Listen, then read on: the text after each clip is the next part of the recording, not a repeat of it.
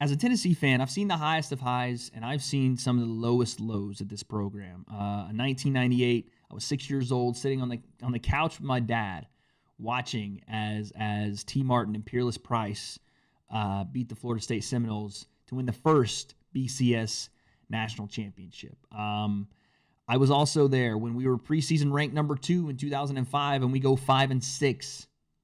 5-6. It was a rough season. This football team has been everything to my childhood growing up. I bleed orange. I'm from Knoxville, around the surrounding area, but you guys get it. And coming into this week, this was and Tennessee fans, we do this.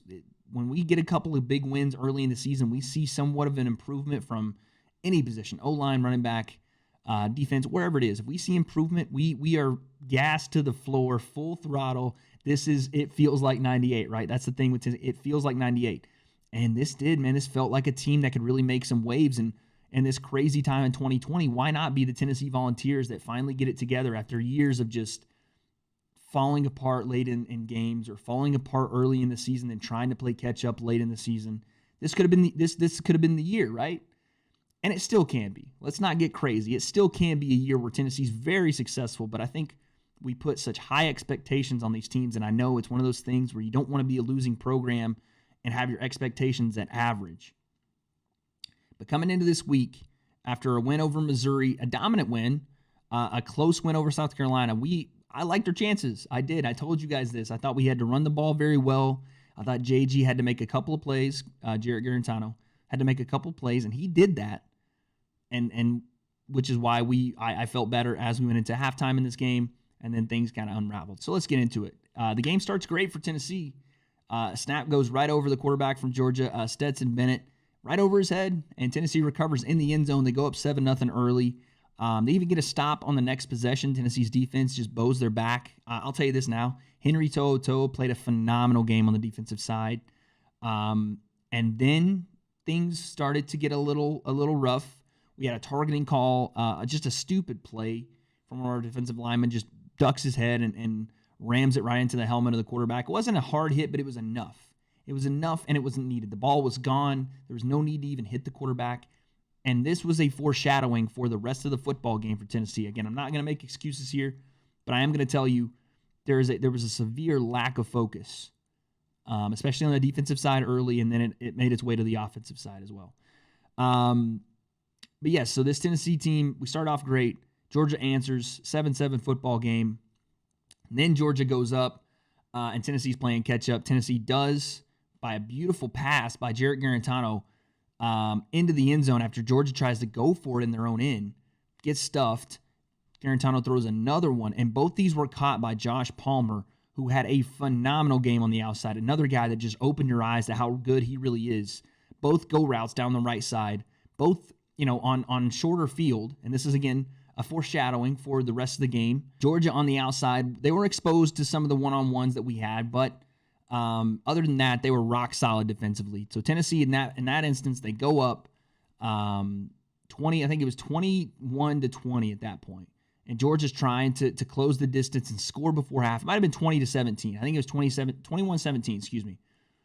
So Josh Palmer catches that second touchdown, tiptoes in the back of the end zone, drags 1 foot. It's a beautiful catch. It's a beautiful throw by JG, but it was the most explosion on offense we had in the entire game. The entire game, those two possessions. And one of the possessions was just one play, 36-yard touchdown.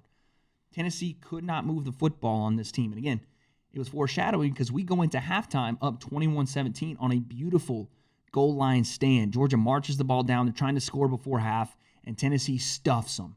Into halftime, they're up 21-17. You couldn't ask for any more momentum. Your defense just stuffed on the goal line, one of the better offensive lines that they've seen this year, and they just absolutely pushed them back, turned the tide on them. No Alabama pun necessary. They just stopped them. It was amazing 1.5 to watch a Tennessee team finally come together and start putting both offense and defense, at least what we thought, together. Well, then came the second half, and mental mistake after mental mistake. And to Georgia's credit, they capitalized.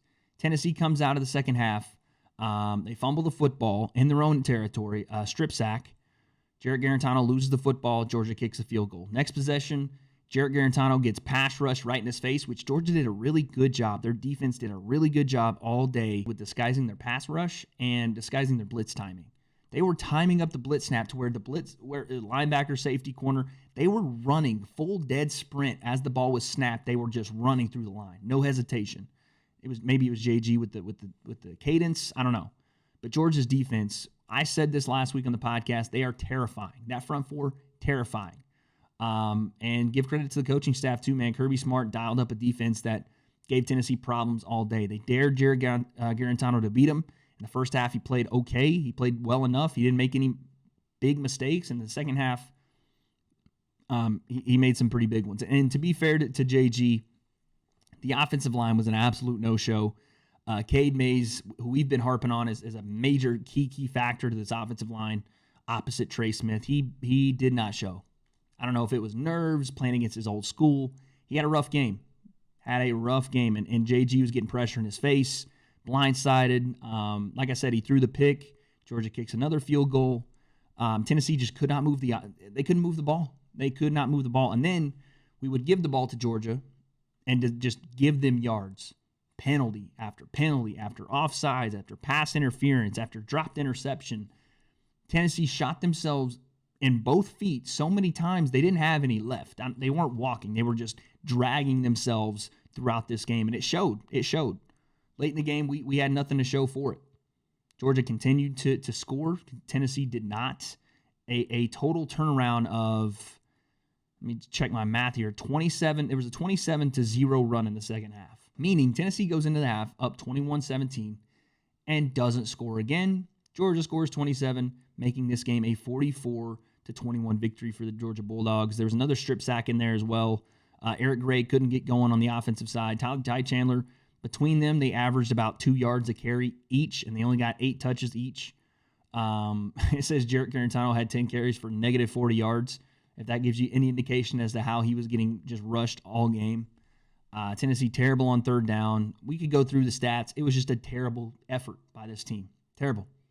The fight was there in the first half. They played well. They went into the half up 21-17, but it was window dressing. You know, you thought, man, we're up. We're doing so well defensively.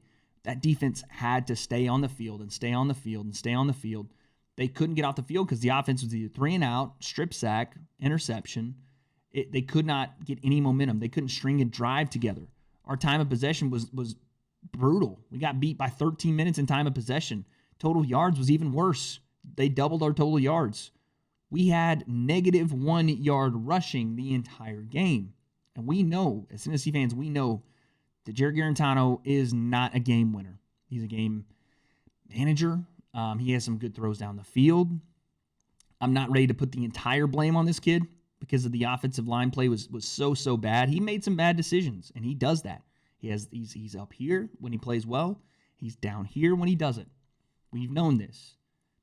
I don't know what they're going to do with that moving forward. We do have some kids that are back behind, the Brian Mowers, the Harrison Baileys. Those guys, we'll see. I don't know. I'm not going to say that they go that route and bench JG right now. I don't think that's the right call. I think that this offensive line needs to I think they need to read the newspaper this week. I think they need to have a couple slices of the humble pie because we were feeding them all the glory. We were telling them how good they were coming into this week, and it just did not show on the field. It didn't. And moving forward, it doesn't get a lot easier. I mean, Kentucky is very much improved coming up this week, and then you have number 2 Alabama, and you finish off the season A&M, Auburn, and then Vandy, which that's a W. Sorry, Vandy fans. And then Florida. So it's not going to get any easier. They got to turn it around quick. Georgia looked great on defense. That might be the best defense we play all year. I truly think that's if not the top defense in the country, it's top 2 or 3. Offensively, Georgia's going to have a rough time getting going if they can't find a consistent play at quarterback as well. But the Stetson Bennett kid, he played well for what he was asked to do. He still went for 238 and 2 touchdowns.